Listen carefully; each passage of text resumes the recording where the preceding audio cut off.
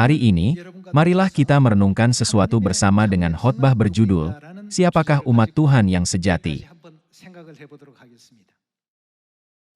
Kini, orang-orang kehilangan jati dirinya, dan menganggap mereka yang menghadiri gereja sebagai umat Tuhan yang sejati. Namun, Alkitab dengan jelas mengatakan tentang siapa yang benar-benar umat pilihan Tuhan. Hari ini, mari kita pikirkan masalah ini.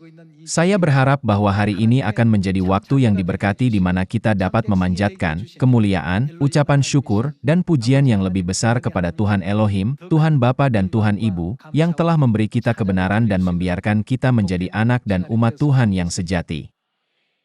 Siapakah umat Tuhan yang sejati?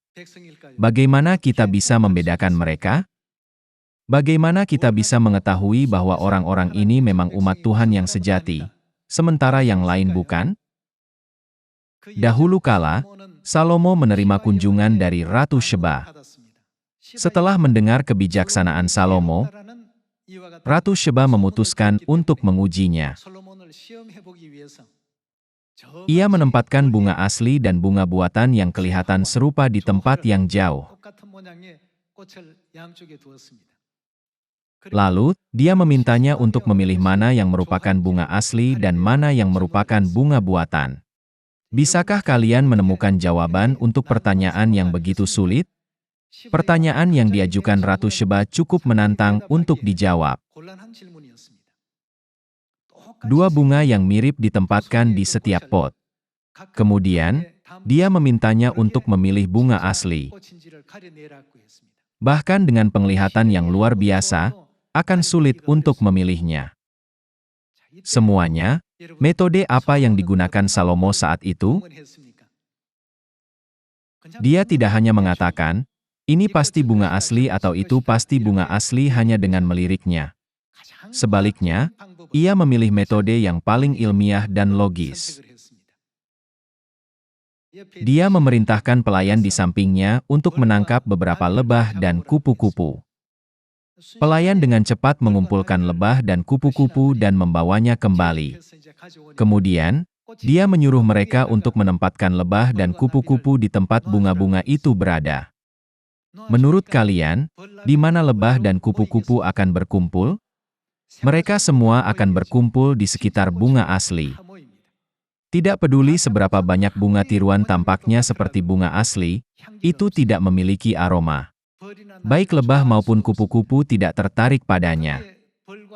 Setelah melihat di mana lebah dan kupu-kupu berkumpul, Salomo duduk di singgasananya dari kejauhan dan berkata, "Itu bunga asli, sedangkan ini bunga tiruan." Ratu Sheba terkejut, berpikir, kebijaksanaan Salomo memang luar biasa, seperti yang ku dengar. Dia telah membawa apa yang dia yakini sebagai masalah yang sulit, namun Salomo menyelesaikannya dengan sangat mudah. Hari ini, anak-anak Tuhan yang adalah Salomo rohani telah berkumpul di sini. Kalian semua di sini adalah Salomo. Dapatkah kalian membedakan antara umat Tuhan yang sejati dan umat yang palsu? Jika pertanyaan ini diajukan kepadamu, dapatkah kalian menemukan jawabannya dengan hikmat seperti Salomo? Injil kita sekarang diberitakan di seluruh dunia, di Asia, Afrika, Oseania, Eropa, Amerika Utara, Amerika Selatan. Namun, kita harus ingat bahwa Tuhan telah menjanjikan keselamatan hanya kepada umat-Nya yang sejati, bukan kepada anak-anak kegelapan. Lalu, bukankah kita harus tahu apakah kita adalah umat Tuhan yang sejati atau bukan? Jika kalian diajukan pertanyaan ini, bagaimana kalian membedakan umat yang sejati dari umat yang palsu? Semua orang di sini hari ini adalah seperti Salomo. Bagaimana kita bisa membedakan antara umat yang sejati dari umat yang palsu? Hari ini, mari kita luangkan waktu untuk merenungkan masalah ini bersama-sama. Ada hari libur nasional di Korea, bukan? Tanggal 15 Agustus adalah hari apa? Ini adalah hari pembebasan nasional ketika Korea dibebaskan setelah ditindas oleh negara lain. Namun, bagaimana dengan di negara lain? Apakah artinya 15 Agustus di Nepal? Para anggota mengatakan bahwa itu tidak berarti di sana. Ini adalah hari libur nasional hanya di Republik Korea. Di Nepal, hari tersebut tidak memiliki arti penting. Bagaimana dengan di Amerika Serikat? Para anggota berkata, tidak. Di Amerika Serikat juga, hari tersebut tidak ada artinya. Kalau begitu, bagaimana dengan 1 Maret? Di Korea, itu adalah hari gerakan kemerdekaan. Tanggal 1 Maret adalah hari yang sangat berarti ketika orang-orang berdiri dan berteriak untuk kemerdekaan Korea saat mereka ditindas oleh negara lain. Namun, apakah ada makna khusus dari 1 Maret di Peru? Para anggota berkata, tidak ada. 1 Maret memiliki makna dan arti penting hanya bagi orang-orang Korea. Di negara lain, hari tersebut adalah hari biasa tanpa makna khusus. Semuanya, apakah kalian semakin dekat dengan jawabannya? Mari kita pertimbangkan satu hal lagi. 4 Juli adalah hari biasa di Korea. Namun, di Amerika Serikat, 4 Juli adalah hari yang sangat penting, bukan? Ini adalah hari kemerdekaan. Satu-satunya negara di mana 4 Juli memiliki arti penting adalah Amerika Serikat. Di negara lain, hari itu tidak ada banyak arti. Demikian pula, di kerajaan Tuhan, ada hari-hari yang penting secara rohani hanya bagi umat Tuhan. Mengenai hal ini, apa yang Alkitab katakan tentang kewargaan kita? Mari kita membuka kitab Filipi pasal 3, dan membedakan antara umat yang sejati dan umat yang palsu. Mari kita lihat kitab Filipi pasal 3 ayat 18-20. Karena, seperti yang telah kerap kali kukatakan kepadamu, dan yang kunyatakan pula sekarang sambil menangis, banyak orang yang hidup sebagai seteru salib Kristus. Kesudahan mereka ialah kebinasaan, Tuhan mereka ialah perut mereka, kemuliaan mereka ialah aib mereka, pikiran mereka semata-mata tertuju kepada perkara duniawi. Karena kewargaan kita adalah di mana? Adalah di dalam sorga, dan dari situ juga kita menantikan Tuhan Yesus Kristus sebagai Juru Selamat. Dengan kata lain, karena kita memiliki kewargaan sorgawi, bukankah kerajaan sorga adalah negara kita? Jika begitu, apakah ada hari libur nasional di sorga atau tidak? Ya, ada hari libur nasional di sorga. Apakah ada hari libur nasional yang memperingati kuasa Sang Pencipta? Ya, ini adalah hari Sabat.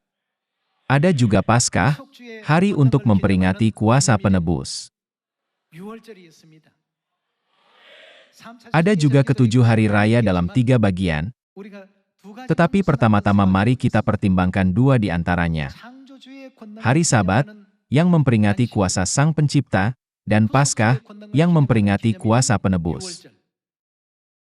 Bagi warga sorgawi kerajaan Tuhan, hari-hari ini sangatlah penting, bukan? Namun, bagi orang-orang dari negara lain, hari-hari ini tidak penting. Oleh karena itu, tidak peduli seberapa sering kita memperkenalkan Paskah, orang sering berkata, tidak perlu merayakan Paskah karena telah dihapuskan. Ini karena bukan hari libur nasional di negaranya sendiri. Menurut Filipi pasal 3 ayat 20, di manakah kewargaan kita? Bagi umat Tuhan yang sejati yang memiliki kewargaan di sorga, ada hari libur nasional yang disebut Hari Sabat yang memperingati kuasa Sang Pencipta, dan Paskah yang memperingati kuasa penebus. Hanya mereka yang memelihara hari libur tersebut yang menjadi umat kerajaan itu. Banyak anggota dari luar negeri sekarang berada di sini. Jika 4 Juli adalah hari libur nasional yang penting bagi kalian, silakan angkat tangan. Dari manakah para anggota ini? Ya, mereka dari Amerika Serikat. Nah, bagi yang menganggap 15 Agustus sebagai hari libur nasional, silakan angkat tangan. Tidak bisakah kalian langsung mengetahui siapa mereka? Maksudnya, kalian dapat dengan mudah memahami kewarganegaraan mereka. Bukankah ada yang memegang kewarganegaraan Amerika Serikat, dan ada yang memegang kewarganegaraan Korea? Kalau begitu, siapa orang yang memiliki kewarganegaraan sorgawi? Mereka yang merayakan hari Sabat untuk memperingati kuasa Sang Pencipta dan Paskah untuk memperingati kuasa penebus sebagai hari libur nasional. Di manakah ada kewarganegaraan orang-orang itu? Kewarganegaraan mereka ada di sorga. Bagaimana dengan mereka yang tidak merayakan hari-hari ini? Mereka bukan umat sorgawi. Inilah kriteria yang digunakan Yesus untuk membedakan antara umat yang sejati dan yang palsu. Sama seperti Raja Salomo menggunakan lebah dan kupu-kupu untuk membedakan antara bunga asli dan bunga tiruan, Tuhan menggunakan metode yang luar biasa untuk memisahkan umat yang sejati dari umat yang palsu. Dia akan berkata kepada umat yang palsu, "Aku tidak pernah mengenal kamu. Enyahlah daripadaku." Mari kita periksa adegan ini dalam Matius pasal 7. Mari kita lihat kitab Matius pasal 7 ayat 21. Dalam pasal 7 ayat 21, Yesus berkata, "Bukan setiap orang yang berseru kepadaku, 'Tuhan, Tuhan,' akan masuk ke dalam kerajaan sorga, melainkan dia yang melakukan kehendak Bapa-Ku yang di sorga." Jika kita tidak bisa masuk kerajaan sorga meskipun kita percaya kepada Tuhan, maka iman kita akan sia-sia dan tidak berguna. Betapa sedihnya jika kita percaya kepada Tuhan, namun gagal memasuki kerajaan sorga. Jadi, selama kita merenungkan adegan ini hari ini, kita harus memahami dengan jelas bahwa hukum Tuhan berfungsi sebagai ukuran penting dalam menentukan nasib seseorang untuk masuk sorga atau neraka. Dengan kesadaran ini, marilah kita semua memastikan bahwa kita mengikuti jalan iman dengan cara yang tepat. Mari kita lanjutkan dengan ayat 22.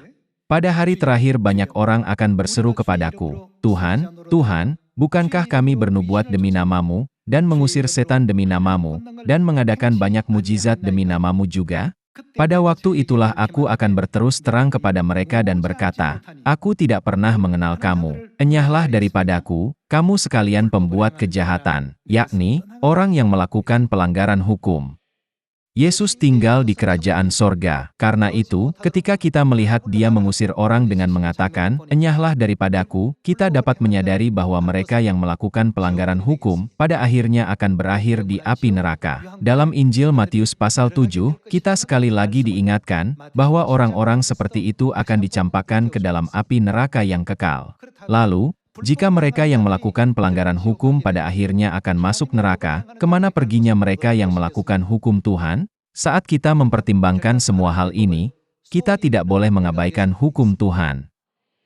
Yesus akan membedakan umatnya di antara banyak orang. Sama seperti Raja Salomo menggunakan lebah dan kupu-kupu hidup untuk membedakan antara bunga asli dan bunga palsu, Tuhan akan membedakan umat yang sejati dari yang palsu dengan hukum kehidupannya. Tuhan akan berkata, "Mereka yang memelihara hari Sabat yang memperingati kuasa Sang Pencipta, berdirilah di sisi ini." Kemudian, hanya umat Tuhan yang akan berkumpul di sisi itu. Semua umat palsu akan berkumpul di tempat ibadah hari Minggu dipelihara. Semuanya, tidak bisakah kalian membedakan siapa mereka? Beginilah cara Tuhan membedakan antara umat yang sejati dan umat yang palsu.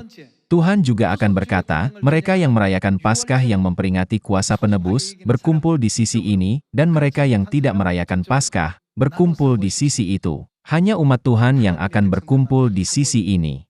Dengan cara ini, apa yang akan Tuhan lakukan dengan mereka yang melakukan pelanggaran hukum? Dia akan berkata, "Enyahlah daripadaku," dan mengusir mereka semua. Semuanya, menurut Mika pasal 4, siapa yang dinubuatkan untuk datang ke Sion di akhir zaman? Kristus Ansanghong telah datang ke bumi ini dan mengajar anak-anaknya tentang hari libur nasional sorgawi. Apakah kalian sudah tahu tentang hari itu? Apakah saya sudah tahu tentang hari itu? Saya tidak tahu tentang hari itu. Kalian juga tidak. Siapa yang tahu hari libur nasional sorgawi? Hanya Tuhan, yaitu Dia yang datang dari sorga, yang mengenalnya. Tuhan Bapa dan Tuhan Ibu telah memberi kita peraturan hari Sabat dan hukum kehidupan Paskah. Jadi, hari Sabat ini benar-benar berharga bagi kita.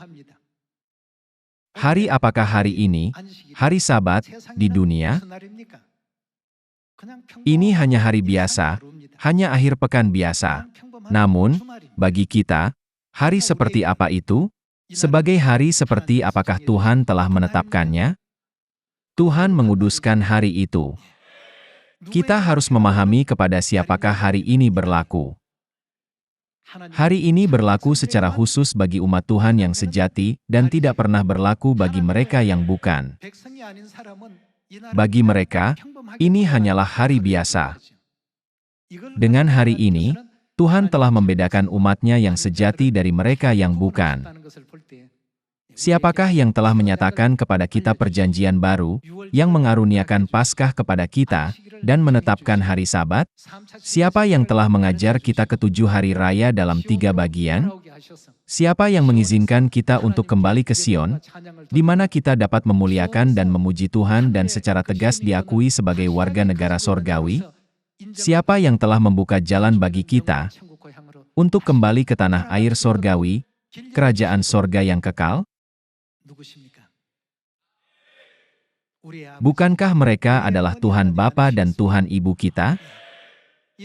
Jadi, hari ini benar-benar hari yang menyenangkan bagi kita.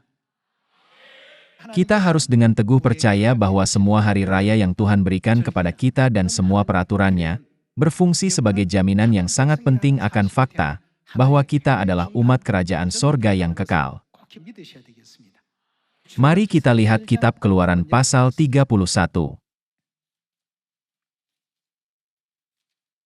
Keluaran pasal 31 ayat 13. Dalam pasal 31 ayat 13, Tuhan berkata, "Katakanlah kepada orang Israel, demikian, akan tetapi hari-hari Sabatku harus kamu pelihara. Hari Sabat adalah milik Tuhan. Ini adalah hari yang sangat penting, ditandai dengan meterai Tuhan sebagai miliknya sendiri. Sebab itulah apa? Itulah peringatan antara aku dan kamu, turun-temurun. Itu akan menjadi tanda di mana Tuhan membuktikan, aku adalah Tuhanmu, dan engkau adalah umatku." Dengan kata lain, Tuhan bermaksud, hari Sabat adalah bukti bahwa engkau adalah umatku. Sehingga kamu mengetahui, bahwa akulah Tuhan, yang menguduskan kamu. Ayat 14.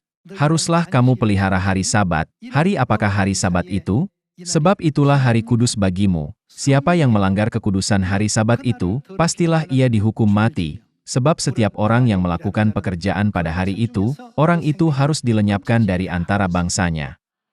Inilah betapa pentingnya Tuhan menetapkan hari Sabat. Tuhan menetapkannya sebagai sesuatu yang benar-benar luar biasa. Jika seseorang bersikeras, hari Sabat tidak penting, terlepas dari firman Tuhan, kita dapat dengan mudah memahami bahwa dia tidak memiliki kewarganegaraan kerajaan Tuhan. Mari kita lanjutkan dengan ayat 15-17.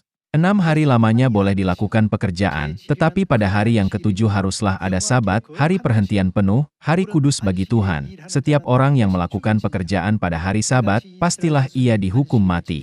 Maka haruslah orang Israel memelihara hari Sabat, dengan merayakan Sabat, turun-temurun, menjadi apa? Menjadi perjanjian kekal antara aku dan orang Israel, maka inilah suatu peringatan untuk selama-lamanya. Sebab 6 hari lamanya Tuhan menjadikan langit dan bumi, dan pada hari yang ketujuh ia berhenti bekerja untuk beristirahat.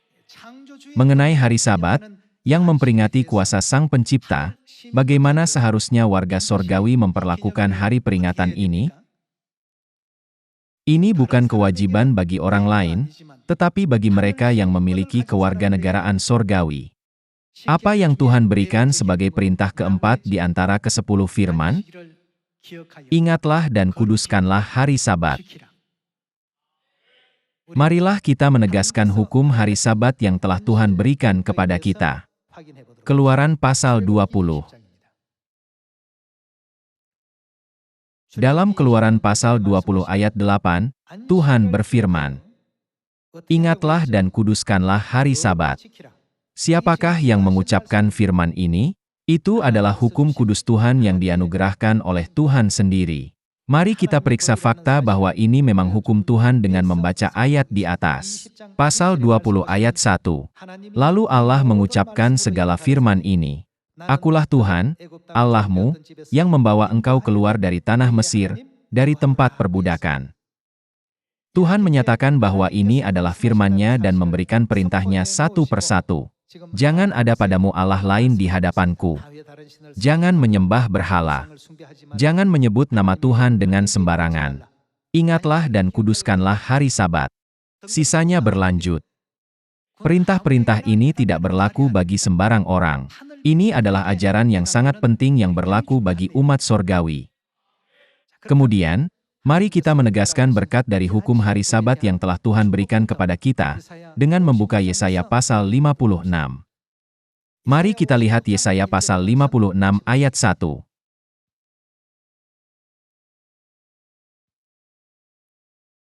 Pasal 56 ayat 1. Beginilah firman Tuhan, taatilah hukum dan tegakkanlah keadilan, sebab sebentar lagi akan datang keselamatan yang daripadaku, dan keadilanku akan dinyatakan. Berbahagialah orang yang melakukannya, dan anak manusia yang berpegang kepadanya, yang memelihara hari Sabat. Bagaimana kita harus memelihara hari Sabat? Tidak menajiskannya, dan yang menahan diri dari setiap perbuatan jahat.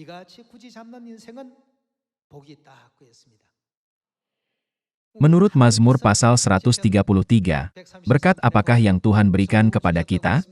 Tuhan telah menganugerahkan kepada kita berkat hidup yang kekal. Pada akhirnya, memelihara hari Sabat merupakan langkah bagi kita untuk maju kepada hidup yang kekal.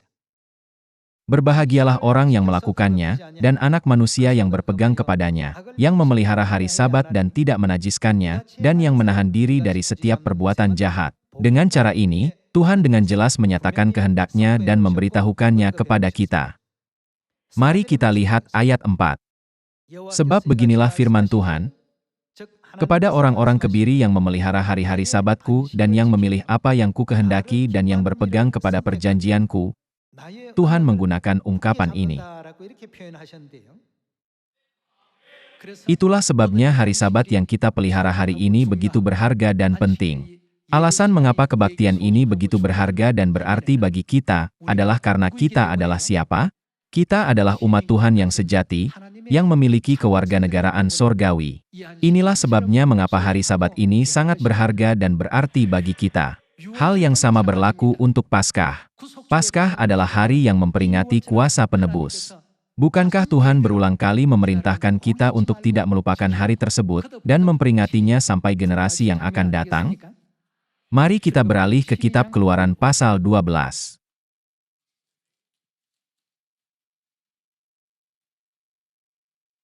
Mari kita lihat firman Tuhan dalam Keluaran pasal 12 ayat 11. Dan beginilah kamu memakannya, pinggangmu berikat, kasut pada kakimu dan tongkat di tanganmu, buru-burulah kamu memakannya, itulah Paskah bagi Tuhan. Ayat 12.